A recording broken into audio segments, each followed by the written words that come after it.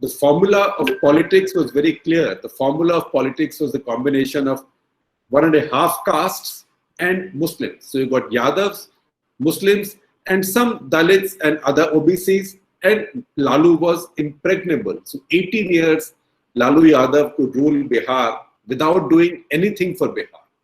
In fact, even if he was asked why is he not making the roads in Bihar, he would basically say that why do we need roads or why do we need development in Bihar?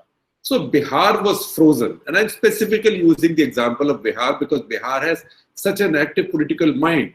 No matter where you stop in Bihar, the poorest person will be happy to come and chat with you, and the poorest person will give you more panditry on politics than anybody in a TV studio can give you in Delhi. But in spite of that, Bihar was a mess.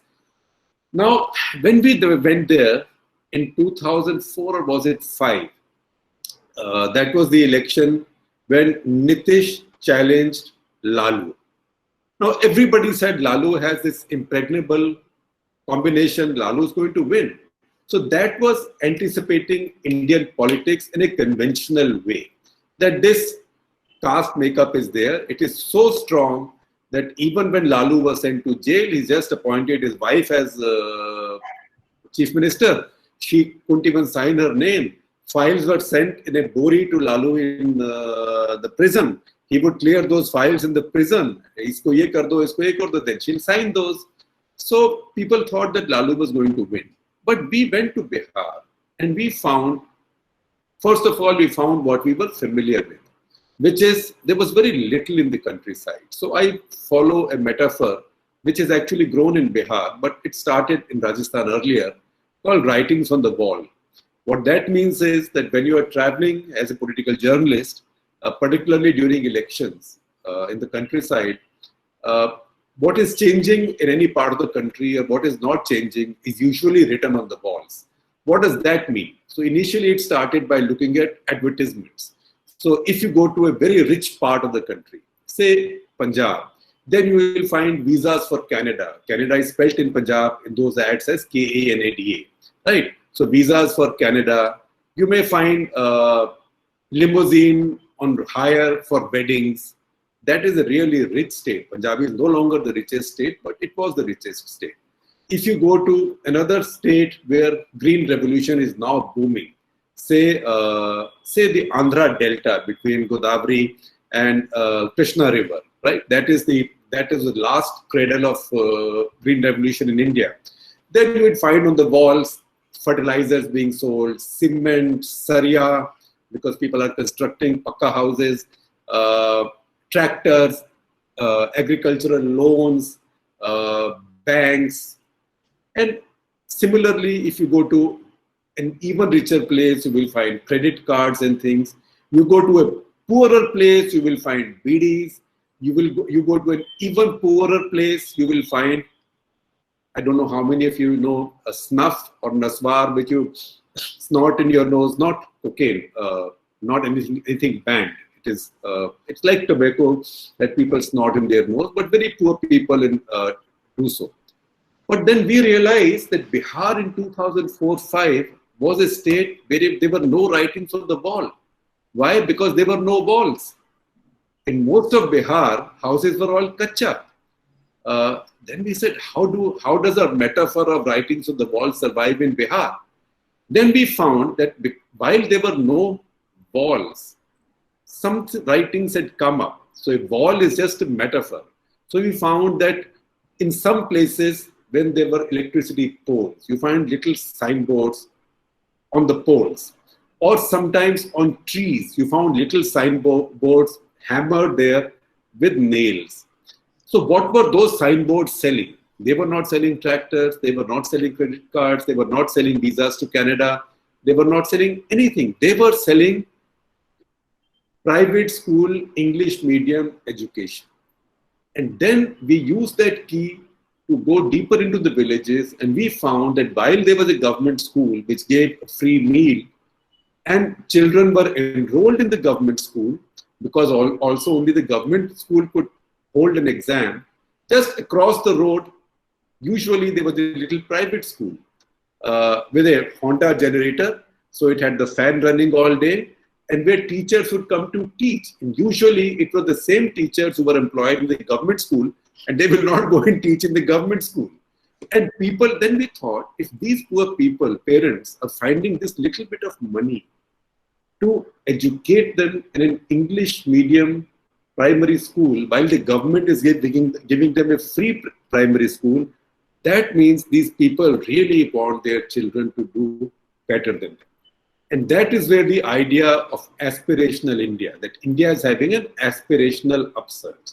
So that is where that idea came in. So if you go and Google the expression aspirational India, it came up in the writings on the wall at that time. Now it's a cliche. It's so cliche that even I no longer use it, because everybody's been using it since then. But this came out of that, looking at that phenomenon. So that way you anticipate India. We could not have anticipated that Nitish Kumar will continue to be the Chief Minister of Bihar for 14 years after that, even though he controls no more than 3% of the vote in Bihar. Kurmi vote in Bihar is just about 2%. A few more will vote for him. But he's a unique personality. He's a brand. Without him, nobody can form a government. So he's been partners with Lalu. He's been partners with Congress. He's been partners with Vajpayee. He's been partners with Modi. किसी का उसके बिना काम नहीं चलता है. So if you ask me in 2005 that do you think Nitish will be Chief Minister for 15 years? And I said yes or no, then I was bullshitting you, even if I turned out right. But if you ask me that do you think that this state is changing and breaking out of its old equations of caste politics and caste plus religion, basically identity politics, I would have said yes, I'm seeing that indication. So if you remember, that election, first election was inconclusive. Nobody won that election. So President Sool came in. 6 months later, there was a new election. That election, Nitish Kumar won. In that election, what was the one line in his campaign that I picked up, which I thought confirmed the idea that India was changing, because politicians are very smart. He said, अभी तक लालू जी कहते थे अपनी लाठी को तेल पिलाओ, आपको इक्वालिटी बराबरी का समय आ गया है, सोशल जस्टिस का समय आ गया है, बिकॉज लालू स्लोगन वो सोशल जस्टिस. लेकिन हम कहते हैं कि अब लाठी को तेल पिलाने से सोशल जस्टिस नहीं मिलेगी, अपने कलम में, अपने पेन में आप स्याही डालिए, fill your pen with the ink. That is what will get you social justice. So once again, it was, and people laughed. In fact, many political pundits amongst us also laughed कि पागल है, बिहार में you say कलम में ink स्याही डाल लो, कौन सुनेगा? But the fact is he won that election with a majority. So that way you can anticipate what is changing in India. And if you look at my subsequent travels in Bihar, next time we noticed that in Bihar, on the Bihar streets, on Bihar, suddenly Bihar had these blacktop roads everywhere, even going into villages. You found all these young women riding bicycles, because Nitish in his first term had promised that any girl going from class 8 to 10 will be given a free bicycle. So this look at young women in school uniforms riding bicycles told you that a change is taking place. By the time he came up for his third election, we found that one, there were balls in Bihar, and we discovered something else very interesting on the balls in Bihar. And that is when, in fact, shortly after Barack Obama had visited India in Manmohan Singh's times. And what we saw was these hoardings all over the malls in Bihar selling what? But branded underwear, right? Rupa underwear, something else underwear, something else, and all the usual underwear advertising, under fit, Bahar, hit, right? There was even a brand called John Obama underwear.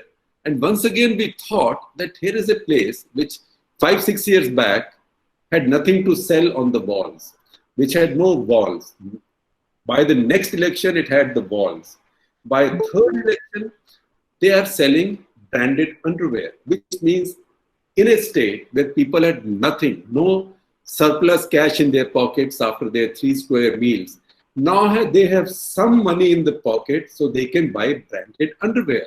So that is how you, as a political journalist, you observe things and then you figure out that there is change. So if you anticipate change, you can anticipate broader political development. But you cannot, I mean, if you ask me to tell you what will happen in 2024. Now, I will tell you, if I was an economist, or these days, people who are even more inaccurate than economists are epidemiologists, because they work on the basis of what is called as ceteris paribus. Ceteris paribus is a Greek or Latin, whatever it is. It's Latin and Greek for me. But economists love to use it. Ceteris paribus means all things remaining the same. So they say, somebody said all things remaining the same. Somebody said in March, this was a guy called Ramanan Lakshmi Narayanan, who I made a great deal of fun of. And I hope I'm not proven wrong, because that will be cruel to everybody. He said that in 3 months, 4 million Indians will be dead. And 50 crore Indians in 3 months will be infected. And how did he calculate that? He said, because when it didn't happen, he's saying, oh, that is because I had presumed that if nobody intervenes with this, if there is no lockdown, people don't use masks, that is called ceteris paribus. So dimag aapka kharab hai, hamara kyun kharab karte ho? So politics is not like that. You cannot anticipate politics like that, because societies change, people change. People are not ceteris paribus. Societies are not ceteris paribus. All this keeps changing. So that is why, as a political journalist, your work is so much fun. And we saw this then coming up everywhere. I've used the same metaphor, say, covering Pakistan also. Pakistan elections, the last election that I went to cover, when Nawaz Sharif got elected, not last one, after that I didn't go to Pakistan, because I just find that Pakistan's become much too unsafe, particularly for people like me, who are easily recognized. And I am good ransom value in Pakistan. So I don't travel to Pakistan anymore, not to cover elections at least. I don't think I can afford to be footloose in Pakistan. So I didn't go for the last election, but one before that, and I was searching for my writings on the wall. And I don't read Urdu. I don't read even ABC or what is called Alif, Be, Pe of Urdu. But so how do I read writings on the wall when I don't read Urdu? And I found that there was a lot of stuff on the walls, but there was a picture. The most common picture is on the walls is something that looked like our inverter, electricity inverter. And it said UPS. Those three letters were written in English. So I asked a friend of mine, UPS है, साथ में क्या लगा हुआ है, inverter type क्या चीज होती है? तो बोला यार पावर कट बहुत होता है पाकिस्तान में, 18 घंटे पावर जाती है. It's a big issue. So the hottest selling thing on the walls of Pakistan was electrical inverter. And then we figured that the main message that Nawaz Sharif was giving in that election was that if I come in 6 months, you will have sufficient power, load shedding, and power cuts will go away. So once again, the walls told us what to anticipate in Pakistan. And he came to power with 2/3 majority. When he came to power with 2/3 majority, among the first things he said was that this is my government, army can't come and interfere with my government. The second thing he did within his first month was to file a case of treason against General Pervez Musharraf. Right? Because he said, it's now I've got 2/3 majority, this is a Jamhuri Sarkar, I've done it. So in fact, I met him then. I had gone for Lahore Literary Festival and he called me home for tea. And I said, आप गलती कर रहे हैं, आपको general निकाल देंगे. तो he said, मेरी 2/3 अक्सरियत है, कैसे निकाल सकते हैं? So I told him, because आपकी country की reality ये है. Because you may get 90% majority right now, you have 2/3, you may have 90%, but the power remains with those guys. But he said, but Musharraf was a traitor. He said, but still he was the chief of army staff. Pakistan army will never accept this, that one of their former chiefs is tried and convicted for treason, because this will destroy their institutional power. Now he did not listen. See what happened. He landed up in jail. He was dismissed while in the tenure of the same government. Despite his majority, he was sent to jail. He's now in exile in London. So those things, again, you could anticipate. I mean, you could see that Pakistanis, the biggest problem on their mind in that election was power cuts. Right? If you don't have power for 18 months, you live in Kolkata. Kolkata used to be like that. When we were in college, we remember there used to be a magazine called Illustrated Weekly of India, run by Khushwant Singh, which once had a feature on how do people live with power cuts in Kolkata. And that even had pictures of banks, government banks, all banks were government banks those days, working in Kolkata with power cuts, with all the clerks working in their singlets, in their banyans, sleeveless banyans, with their shirts off because it was so hot. So it's very tough to do without power 18 hours a day. So you could see that this was a hot button item. Similarly, when you know that this fellow is going arrogant with his 2/3 majority, is running straight into his army, then you know that he is going to hit an immovable object and self-destruct. So that is how you anticipate politics, you anticipate a country by tracking change. And we've seen this change come up all the time. In America, they say, what is the American dream? The American dream is that every parent thinks that my children should do better than me. That is the American dream. In India, we didn't have it until 25 years ago. Economic reform gave it to us. So India got into a situation where people became very aspirational. So 2009, 10, 11, if you again see my writings from UP, Bihar, Andhra, traveling in UP in 2012, I noticed something else. I noticed, say, in Allahabad and places, first of all, I noted elsewhere, and we had recorded it, that the big deal now in the Hindi heartland in terms of change is coaching schools. That is for IITs, IAS, medical examinations, I'm sure now for law schools, because everybody wants their children to compete, and people pay from their savings. They even sell their buffaloes, their tractors, their land to send their children to coaching schools. But next time, as it went on, I found another phenomenon rise. And I first noticed in Allahabad, it said Verma sir ki physics ki class, or it said Sharma sir ki chemistry ki class. So it tells you that these tutors also are becoming superstars now. Yeah, Flana retired IAS ki prepares you for IAS interviews. So you've seen that this big change in India. And sometimes I can tell you that filmmakers are smarter than us journalists also. The journalists think we are the cat's whiskers, we are the smartest of all. That's not true. Good filmmakers are much smarter than us because they pick up change even before us. So see, in 2001, a film called Dil Chahta Hai came. How many of you have seen Dil Chahta Hai? Yes, we've seen. Farhan Akhtar ने बनाई थी. It had Aamir Khan, Saif Ali Khan और एक उसमें कौन और था, मैं भूल रहा हूँ उसका नाम. पर वो दिल चाहता है क्या था? तो after I saw the film, I wrote a column, my regular national interest, and I said this film tells you 10 years after economic reform, India has a fundamental shift, because that film was also such a big hit, because that film was a breathless and unabashed celebration of being rich, right? Everybody drank champagne, they all rode great cars, they had a great lifestyle, they spent money, they went on expensive holidays, all six of them. That was all three men. I think Akshay Khanna was there, that he was a third. All six of them. Normally in a Hindi film, one of them would have been the son of a widow who would have been working as a, what you call in Bombay, Kamwali Bai, or a maid servant in the house of one of the other two. And the other two would come to his home and say, aunty जो आपके हाथ के खाने का मजा है वो किसी और हमारे घर के खाने के मजे में है ही नहीं, खाने में है ही नहीं. But there was no such qualification there. It was just a breathless celebration of being rich.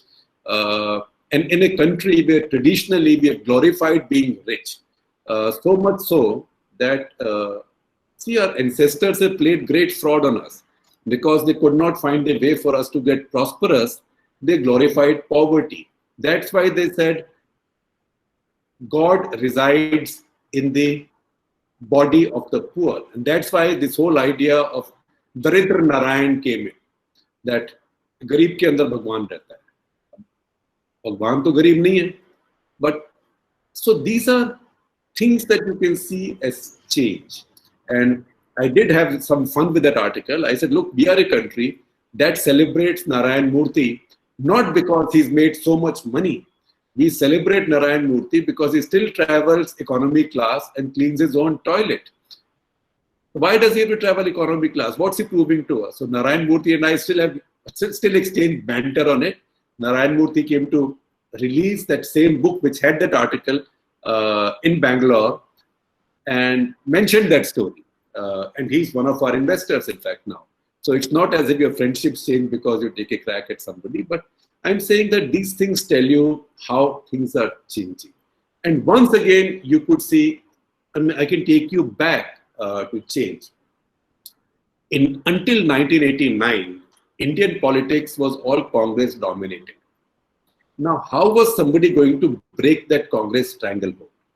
So a bunch of things happened in Rajiv Gandhi's 5 years. First of all, he amended the constitution to overturn the Shah Bano case judgment. Shah Bano case, I don't know how many of you are familiar. Shah Bano case was that this old woman called Shah Bano, she had been divorced by her husband, usual triple talaq. She went to the court asking for alimony. The husband said, no alimony, this was a nikah, this is your nikah nama, this is what you were owed. You're all law students, you should understand, that. In fact, you must know about Shah Bano case. Yes. What am I doing that? For a moment, I got confused thinking you are IITs. You're IIT people. You are smart law people. You are not dumb IIT walas. So you know the story. So Rajiv Gandhi, instead of honoring the Supreme Court's judgment, changed the constitution to nullify Supreme Court's judgment. That got the Hindus very angry, even moderate Hindus, because they thought this was appeasement. Because Rajiv Gandhi had actually leaned on the side of fundamentalists, Maulvis. And that is when one of the brightest ministers, young ministers in Rahul Gandhi's cabinet, who's a Muslim, he left in disillusionment. He is now the governor of Kerala, that is Arif Muhammad Khan. Arif Muhammad Khan was a minister in Rajiv Gandhi's cabinet, and he protested, and he is a devout Muslim. He was the president of Aligarh Muslim University Students' Union. So he left. Then in response to that, because Rajiv got panicky, he allowed the unlocking of the Babri Masjid, Ram Janmabhoomi site. Otherwise, it had been under lock and key since 1948. He allowed it to be unlocked. Unlocking ke baad mein, he allowed the Shilanyas because he was afraid that Hindus had got angry with him. After the Shilanyas, he also went and started his campaign for 1989 elections from Ayodhya and said that we will now bring Ram Rajya in India. In the process, what happened was that Hindus had already got upset with him because of Shah Bano case and because of his ban on Salman Rushdie's book. India became the first country to ban Salman Rushdie's book. At the same time, Muslims were now mad with him because he had allowed the unlocking of the temple mosque complex and he had allowed the Shilanyas, etc., etc. So na Khuda hi mila na Visale Salam. He was losing out on both sides. That is when L.K. Advani built his politics. His politics was built around the Mandir movement because the idea was to unite the Hindus. That is when V.P. Singh, Mulayam Singh Yadav, Lalu Yadav, Nitish, they started their own politics, which was built around the Mandal Commission report, which was to give reservation to other backward castes. So what happened? One side was trying to use religion, one side was trying to use caste to divide what religion united. The other side was trying to reunite with religion what caste divided. So you could see then that this is the politics of tomorrow. So that's when the expression Mandir versus Mandal, or Mandal versus Kamandal came in. Kamandal just to rhyme it, but basically it was Mandir versus Mandal. Kamandal is the thing that sadhus and all carry, that that wooden lota. So it became Mandal versus Kamandal. So since then, for 30 years, India's politics, especially the heartland politics, is the same. The binary is the same. Can you use caste to divide what religion united? Or can you use religion to reunite what caste divided? In fact, if you look at what's happening in America right now, politics has very similar streams everywhere. Every riot that happens on the streets of America, it doesn't embarrass Trump. Trump is happy. You see his tweets. Every morning he wakes up, he puts out one tweet in all capitals, law and order, with a sign of exclamation. That's all. Why? Because he knows that this is polarizing America on black and white lines. It suits him. Otherwise, he was going to lose anyway. This has given him a chance. So you could see that this is going to be the next big binary in Indian politics. Now, Narendra Modi, with the combination, he's gone religion plus. So he's using a combination of religion plus nationalism. That is a deadly glue. So he's able to hold the heartland together. That's why today the BJP knows that all they have to do is to win, is to sweep the Hindi heartland and two states of the West. That is Maharashtra and Gujarat, which in many ways think like the Hindi heartland states in terms of religion. So that is his formula. That's why he's not so bothered about southern states or this and that. I mean, he's bothered about West Bengal because he has to consolidate. Also, West Bengal is 33% Muslim, so the BJP wants to come and teach them, quote unquote, law and order. But beyond that, that is how this politics works. But once again, if you ask me, this is not going to remain like this because nothing in politics remains frozen. I think this has been frozen for too long, and you will find that, and we have to now anticipate where will this change come from. So I am also struggling right now. I think on that note, I can stop and you people can ask me questions. Thank you, sir, for this insightful talk. I have also read the book, Anticipating India, and some of the chapters find a part in your video of today. We'll start with the Q&A. We have the first question from Avnish Singh, who says, do you believe that the state governments do not face the same level of public scrutiny in the same way as the central government? Do language and lack of freedom of press at the state level play a role in this? No, in fact, it's on the contrary, state governments face much greater scrutiny than the central government because state governments are much closer to the voters, and most of what voters get delivered to themselves comes through the state governments. What happens on the other hand is in the Modi kind of environment, because he's such a domineering leader. So in BJP states which have BJP chief ministers, usually people focus on the prime minister, not on the chief minister, but some states are different. If you look at UP, for example, people of UP will look at the performance of their chief minister. Once again, if it's a national election, then they might look at national leaders, but that is logical. So state leaders are actually under much greater scrutiny. That's why Narendra Modi can sweep any election for himself, but he's not able to sweep elections for his state leaders. That's the reason BJP could not sweep. I mean, they got a lot of seats in Maharashtra, but they were not able to get a comfortable enough number in Maharashtra. They lost Jharkhand. They could not get a majority in Haryana. So you can see that the voter in the states is much more demanding, in fact. Thank you, sir, for your answer. We next have a question from Ajit Chaudhary, who says that there have been contradicting articles in the print on Ambedkar and RSS links. So he's asking, why is the print creating such a confusion, and what is the principle behind having contradicting articles on certain connections?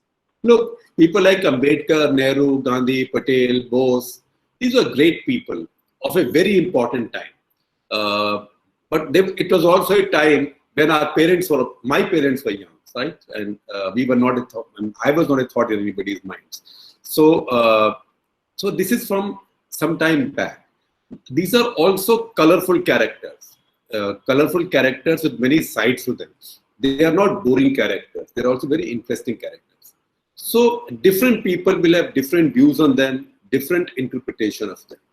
The problem in our country is that we either demonize a leader of the past or deify the same leader.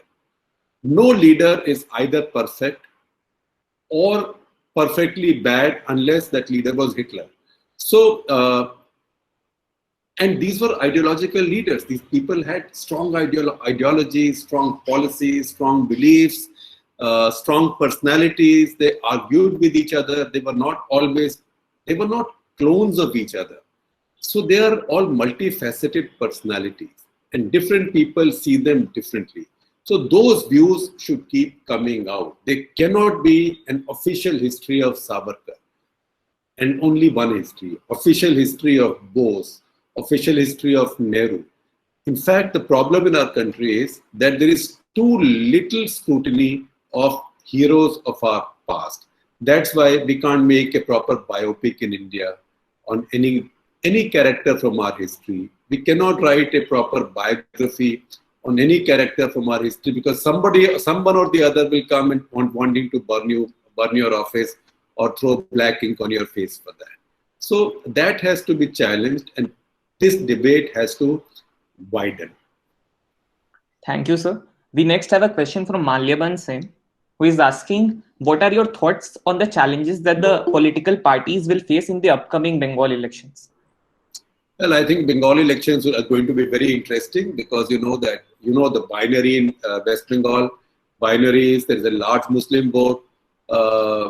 Mamata Banerjee obviously thinks that if she can hold that vote and a sufficient number of Hindus vote for her, she'll be okay. The BJP knows it, so they want to consolidate the Hindus. That's why all these Bangladeshis are coming in. CA has to happen, etc., etc. Hindus are in danger. And then you have Bengal is complicated because the left and the Congress also have some votes. Although a lot of the left's and Congress votes have shifted to the BJP, but still they have a lot of votes. So whatever votes come to them will be at Mamata's cost. So what happens in West Bengal will depend on that. BJP will throw a lot of money in West Bengal. BJP in any case outspends any other party about 50-1. So if BJP's opposition spends 100 rupees, BJP spends 5,000 rupees. It is that kind of difference. BJP is probably the richest political party in the world right now. They have so much money. You saw Amit Shah delivered his first election speech in Bihar yesterday. How many? There were 75,000 LED screens in Bihar, 72,000, something like that. These are, I mean, even Xi Jinping can't do things like this in China with all his power and all his resources. So BJP has a lot of resources. So they will come with all that at Mamata. But Mamata is not a pushover. She's a very tough leader. In fact, I don't know, can you see the wall behind me? I don't know if you can see the wall behind me right there. That painting is by Mamata Banerjee. So I'd gone to her house once and she climbed onto something and she said, I paint. And then she pulled a couple of paintings out and she gave them to me. So that one is actually, you see the corner, it says Mamata. This is part of the collected works Mamata Banerjee. So she's an interesting person, but she's a very tough leader. So she'll not be a pushover. I think you will see us in Bengal during the elections. It will be quite a fun election. In fact, if I come in for some time, I'll be happy to come to your college around that time. Yes, sir. If you come to Bengal, we'll definitely host you. We next have a question from Aniket Singh, who says, on the issue of political journalism and the role of media in civil discourse, how could the rise of selective and biased media at the cost of factual independent journalism be countered? And could a journalist ever be free of his or her ideology? See, nobody can be free. I mean, anybody who's free of their ideology or views is a robot. It's not a human being, right? Because all of us vote ultimately. But then Chief Justice of India votes, President of India votes, Chief Election Commissioner also votes. So you vote, you have your ideology, you have your beliefs, but you also have your professionalism. It's like when you go to a doctor and doctor feels your liver and doctor thinks that you've been overdoing some good things in life like alcohol and your liver is enlarged. The doctor doesn't say that your liver is enlarged because it's a Muslim's liver or a Hindu's liver or whatever. So that is professionalism. So professionalism is there. It is not easy. And also these days, anything you do, you will run into one wall or the other because we are very polarized. So the important thing these days is to keep your composure and keep your sanity and not hand over your judgment to the mob of any kind. Because if you submit to the mob on one side, then word will go out that you can be unnerved. Then you will have to submit to the mob on the other side. You see what's happened in the New York Times yesterday. Their op-ed page editor has had to leave because he published an op-ed article by a senator of the Republican Party who said call out the troops to put down these protests. So there was a big protest by the woke elements in the New York Times newsroom. First the owners defended this. Now he's quit. Now that is, I mean, it's shocking that the owners and editors of the great New York Times have succumbed before a mob. Mobs have to be dealt with because once you do this, then there is no limit. So this is a tough time, but as readers, as viewers, all of you can also figure out who's coming from where. Audiences are very smart now, and I think that's the reason. Because you are smart, that's the reason you are reading the print. Sir, we next have a question from Sumit Gupta, who is saying, do you think that the fund generated through the PM CARES can be susceptible to misuse by the government, given the fact that there is no scrutiny, as the PMO has clearly denied RTI for the fund? Well, yes, it's disappointing and it's wrong. I don't think they'll get away with no transparency over this. At some point, they will have to submit this to some kind of serious Sarkari type audit. Because anything set up under a trust, this is done under a trust structure. All of you are studying law. You know that anything which is a trust structure in India has to go through audits. There is a commissioner or whatever you call, registrar or whatever you call it. All that has to happen. But I think this is too significant a project. The money is far too much for it to escape scrutiny. It's very important that in public debate, we keep on raising these demands and asking for more scrutiny. I think at the end of the day, there will be something. Otherwise, this can be misused. This can be misused not by way of, I don't think Mr. Narendra Modi will buy a private jet for himself. He doesn't need one. But it can be misused in the sense of selectively deciding who you will give this money to, which state, which project, etc., etc.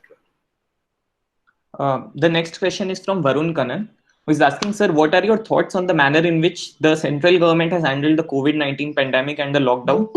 And is the center solely to be blamed for what the situation of the country is, or are state governments equally responsible? Well, I think the center did well to declare the first lockdown. But the problem with Narendra Modi's style is, when it decides all right, but it decides in isolation of everybody else. It considers it beneath its dignity to consult anybody. So that lockdown was announced at a 4-hour notice. 8 o'clock, sham ko 8 baje. In fact, I saw a meme the other day that has a Sardarji saying, "Ki sir, aap 8 baje se 8:30 ke beech mein nahi bola karo, because I start drinking at 8, and by the time I finish speaking, sari utar jati hai." Right? So that is not a time to say कि 4 घंटे में lockdown. You can give people time. He never spoke with any chief minister. That is wrong, because India is governed by its chief ministers. You have to take them into confidence. But I think in terms of just the governance style, he's over obsessed with this shock and awe style to impress. And that's what led to trouble. And that's why this migrant crisis and the rest happened. Because you did not anticipate it. You have to game these things. Now, states, on the other hand, because once the states saw that the Prime Minister has announced this big lockdown all on his own, then the states saw no incentive in asking for an opening up, because the states thought he is deciding on the lockdown, let him decide on the opening up, because if stuff hits the fan, why should we be held accountable? Let him be accountable. Also, again, you know the law under Epidemic Act and NDMA, National Disaster Management Act, the center took enormous powers over the states. So some states have done better. For example, a state which is rarely praised for what it's done. Everybody says Kerala model, Kerala model. I think Karnataka is doing brilliantly on this. Look at Bangalore. Bangalore's per million fatality rate is 1. Mumbai's per million fatality rate is 84 or 85 now. Delhi's is about 48 now. So there are states and there are states. And I think ultimately what you get at the bottom line is the net outcome of what the states are doing. Thank you, sir. The next question is from Shreyas Sridhar, who is asking, how do you see political dogmas being set in when a leader knows that he is going to stay in power for a long time? In this context, what is the feasibility of having term limits like in the US, at least in the states, if not the center? Well, term limits, yes, but the time to talk about term limits is not when somebody who sees himself as a front runner in the next election and next election, whatever, is in power. The time to think of limited terms is when you have coalition governments in power. Because then otherwise, if you do it now, it will be seen as, oh, because nobody wants Modi to rule for 3 terms or 4 terms, Nehru rule for 3 terms, Indira rule for 3 terms. What is the problem? So, so these are issues, but then you see systems like, say, America, that's a direct election of the president. That is not the situation in India. Although American system has its merits. For example, if you look at, in fact, that's what I read in American politics these days because it's their election year and also Trump is such an interesting character, that why do most presidents get re-elected in America? One, because it's only 2 terms, so people think it's zyada kitna nuksan karega, 4 saal hi aur aayega, 2 4-year terms. And second, because people have now internalized the idea that in the first term, our presidents are too concerned about winning their next election. But in the second term, they don't have that concern. So in the second terms, our presidents are a lot more decisive. And which is true if you go back at least to recent history, Clinton, Obama, the 2 Bushes, father and son, you will find some of that is true. But I think in India to think of that kind of a big change right now is tough. And that to start talking of a change when somebody is on his second term. And today, ceteris paribus looks like he might have a 3rd term. Who can stop him? Not Rahul Gandhi. So, so in that situation, this debate is not relevant. We next have a question from Dipanshu, who is asking that, sir, recently Arnab Goswami resigned from the Editors Guild, and also journalists from the opposite side of the spectrum have questioned the Editors Guild as far as taking a stand on these issues is concerned. So can you elaborate on how the guild functions when it comes to neutralism, being neutral? First of all, usually when I speak in public, I don't speak for the guild. I speak in my individual capacity. But since you asked me how does the guild function, the guild is not an elected organization. The guild is not a union. The guild is like people getting together with the limited objective of protecting media freedoms. The guild is not a regulator. It is not a watchdog of the media or a regulator. The guild has no power to tell somebody in the media, ye karo, ye nahi karo. Because the guild itself consists of 300 editors of various persuasions and who all have their own editorial views on different things. And it's not the same view. So the guild makes a larger point on issues of media freedoms. So even when Arnab Goswami was attacked physically, allegedly by 2 Congress workers in Bombay, the guild issued a statement. So we got attacked then by the other side, saying that how can you defend someone like Arnab Goswami, to which we said we don't judge Arnab Goswami's or anybody's journalism at the guild. We just believe that all journalists should have the freedom, and violence against any journalist is a wrong thing. So that's how the guild functions. Now I know that in the past, nobody seemed to remember the guild very much. Now the guild is in news. It's my good fortune that I am heading the guild now, maybe another month or so, because my 2-year term will come to an end. But it's a balance that you have to strike, because we are all different people, and we often, most of the members of the guild disagree with each other in our editorial views. So then to create a consensus is not easy. Thank you, sir. We next have a question from Samarth Sharma. He says, since you talked about Bihar and its politics briefly, what is your anticipation regarding the upcoming elections in Bihar? There seems to be a growing satisfaction with the Nitish Kumar government due to multiple issues. At the same time, there is reluctance in choosing anyone from the Lalu dynasty. So could you share your views on this? Well, I haven't traveled in Bihar lately, but I can tell you that if Tejashwi Yadav is his competition, then the going for Nitish will not be bad. All we have to see is what Nitish's next moves will be.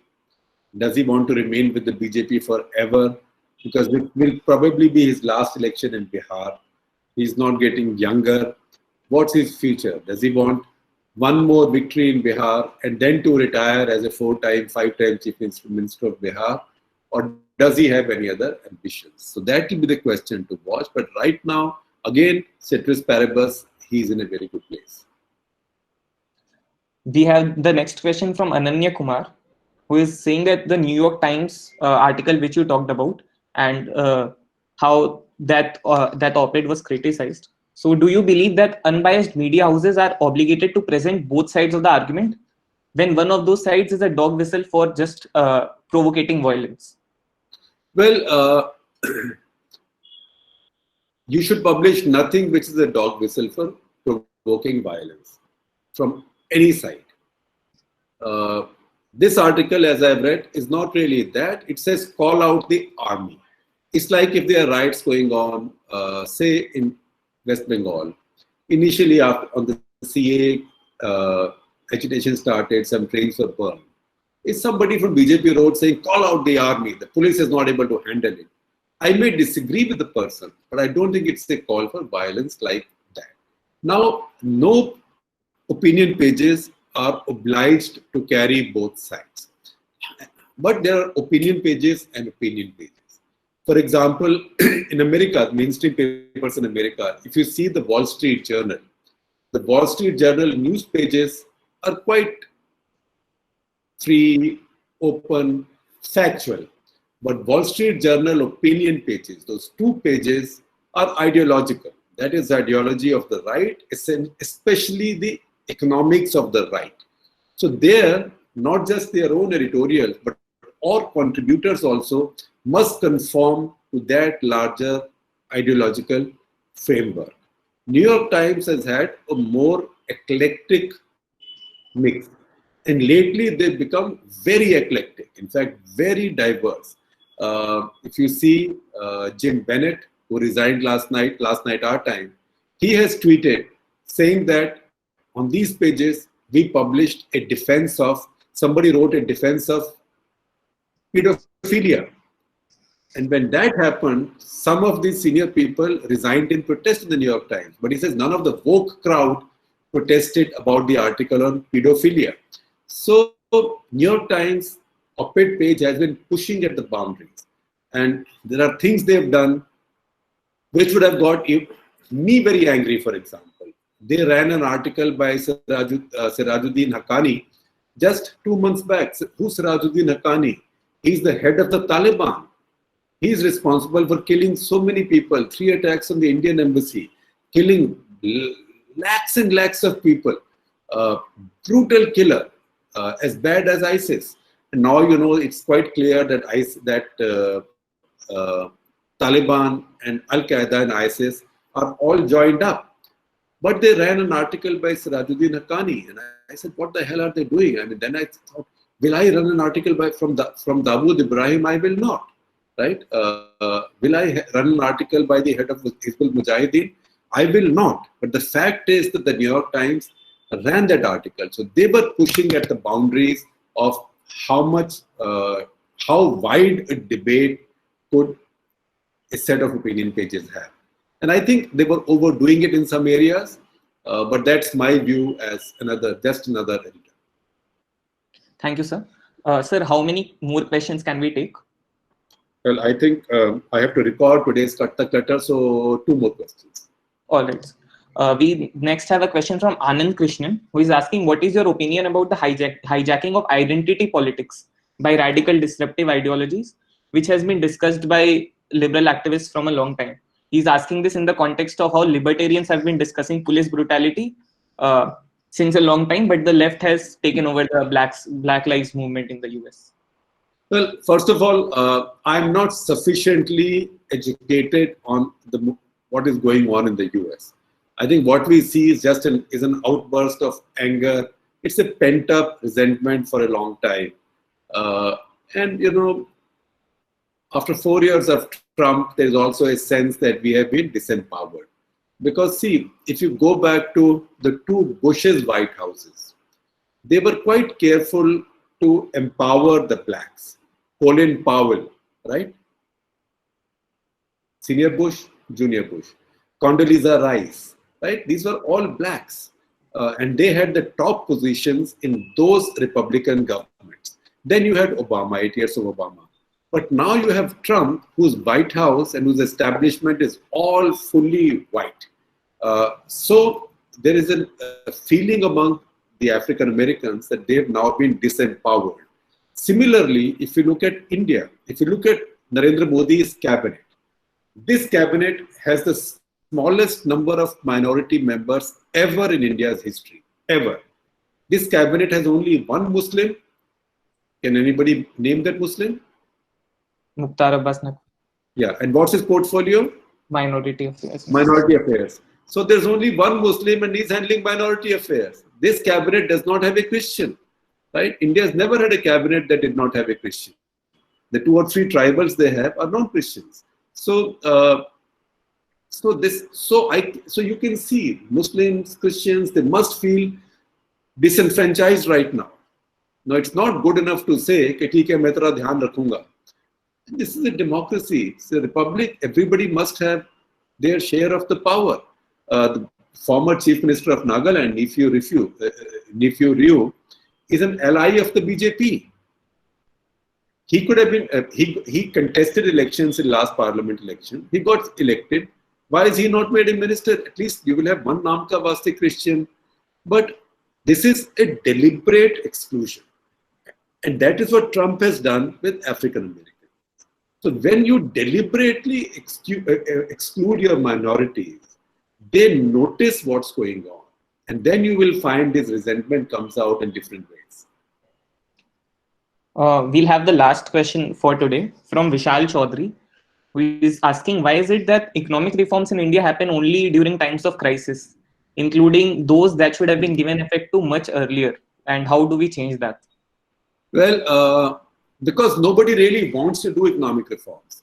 I will say that in India's history, we've had only 1 prime minister who really understood the essence of economic reforms and wanted it, who was genuinely a believer in the idea that government should get out of business.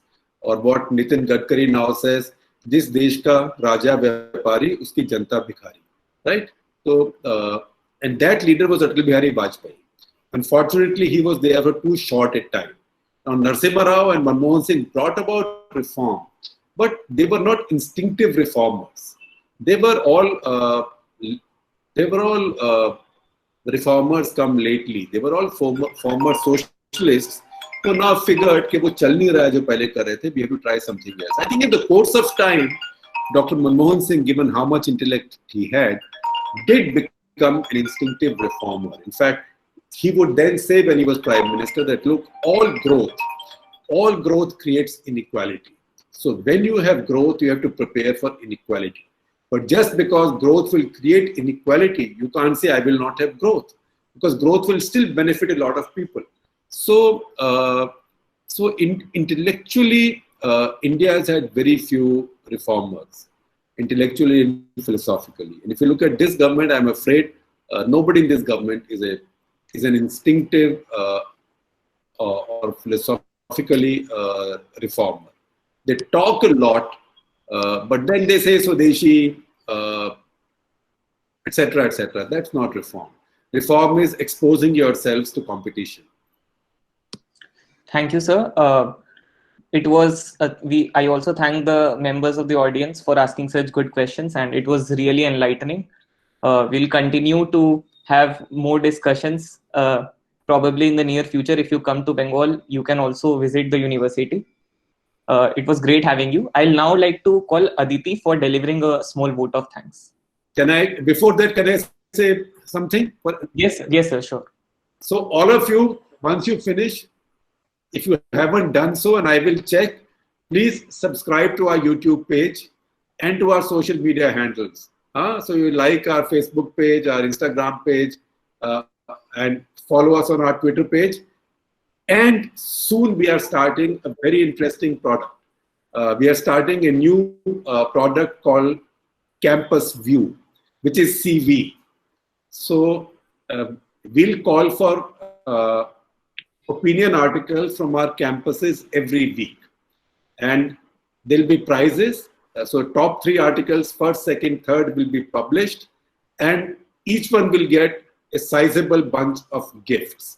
So we have people like Fab India, Parker Pens, etc., etc., etc. And we are adding up lots of gifts. So this will start, I think, within a week from now. So please keep track of that.